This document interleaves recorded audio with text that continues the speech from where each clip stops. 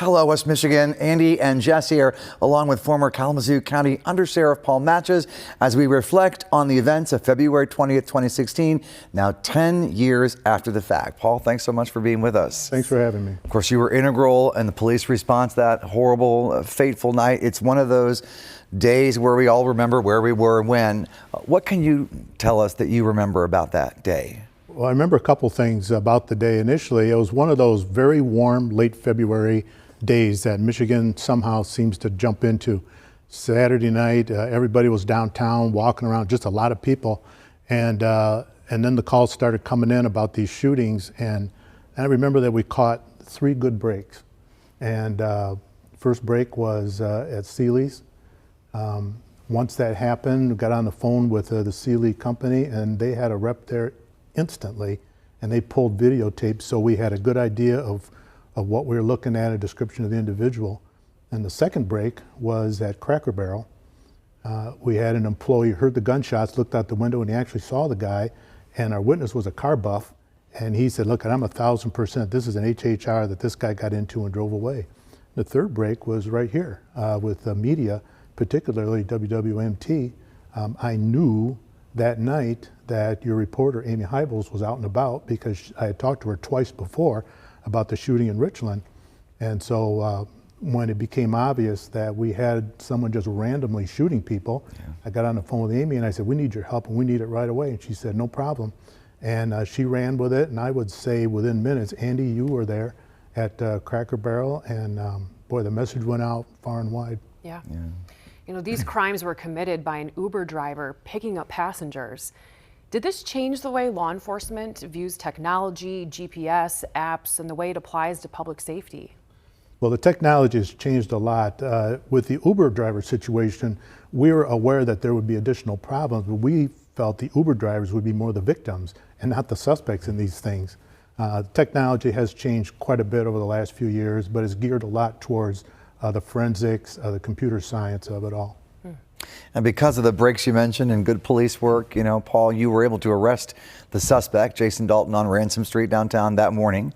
Yes. Before he could do any more damage. We know how important communication is, coordination is, when we're talking about multiple jurisdictions, multiple police agencies. A lot has changed in the last 10 years, especially in Kalamazoo County. What did we learn? Well, we learned from that incident that the coordination is everything. So in the Uber situation, we had the 3 scenes, Richland, Sealy's, and Cracker Barrel. Each of the primary jurisdictions took a crime scene and ran with it. The sheriff's office ran with the Richland one, city ran with the Sealy's crime, and the state police, who were actually first on the scene out there at that incident, they ran with the Cracker Barrel incident. And then it all came together at the top with our detective bureau and presented as one entity to Prosecutor Getting. You know, 6 people died, 2 more injured. They say that time heals. This was such a traumatic incident for everybody involved. Is this true for you? You know, I was thinking about it on the way here today, and you know, I remember like it was yesterday, and it seemed like it was just yesterday too, but I remember it all. I remember the little girl, I think she was 14 years old at the time. We were told 2 different occasions that she had died. And so if you look back at the reporting, the initial was that there were more dead than what there really was. But, you know, they pulled the plug on her, and, you know, and some people are just strong. And she was one of those, and she survived. Thankfully, yeah. Well, that night sure drove home the point for us how critical law enforcement is. And there's always been a shortage of police officers, and the public perception's not always been the best. Since you've retired, what changes have you noticed? Well, I call it the 7-year rule. Every 7 years, something crops up, and it results in a lot of animosity towards police. And it seems like just a few people are fueling this whole thing. But by and large, I still get people come up to me all the time and just say, thank you for your service. You know, I've been out of the game for a few years now.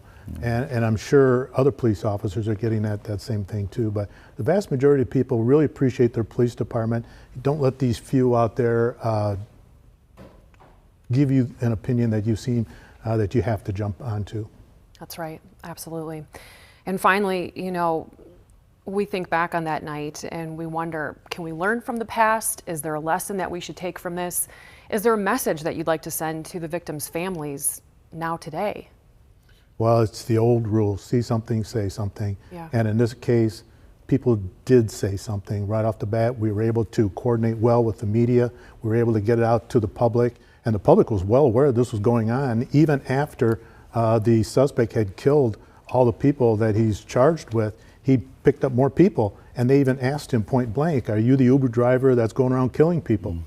So the message was there with everybody. And then actually in that group there, he had just dropped off, and then we got him shortly after that. Sadly, he didn't go to trial, so we never really got an explanation. The family members of the victims never heard the one question they want to know the most, which is why? I think he just snapped.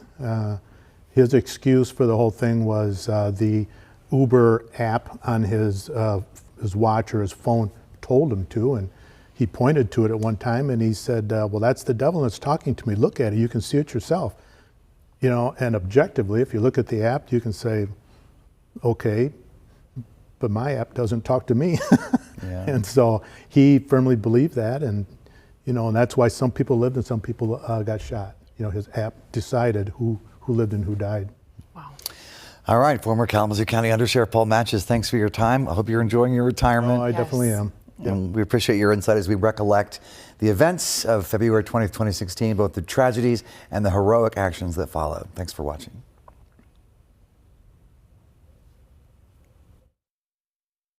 I'm Jessica Harthorn. Thanks for watching. If you like this video, there's plenty more to see. Just take a second and subscribe to our channel.